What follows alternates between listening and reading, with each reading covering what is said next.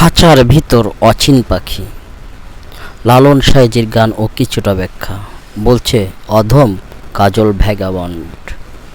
খাঁচার ভিতর অচিন পাখি কেমনে আসে যায়। আহা, খাঁচা বলতে আমাদের এই মানব দেহকে বোঝানো হয়েছে, আর ওই যে পাখি ওটাকে বোঝানো হয়েছে প্রাণসত্তা। মানুষের দেহের মধ্যে যে অদৃশ্য প্রাণসত্তা অবস্থান করে, তার আগমন ও প্রস্থান মানুষ পুরোপুরি বুঝতে পারে না। কি অবাক! ধরতে পারলে মনোবরি দিতাম তাহার পায়। যদি ধরতে পারতাম সেই না দেখা জিনিসটাকে, তাহলে ধরে রাখতাম। মানুষ সেই অদৃশ্য সত্তার রহস্য জানতে চায়, কিন্তু তাকে ইন্দ্রিয় দিয়ে ধরা যায় না গো। আহা লালন, ৮ কুঠরি ৯টা দরজা, আট কুঠরি ৯টা দরজা, এটাকে রূপকে আসতে ব্যবহার করা হয়েছে।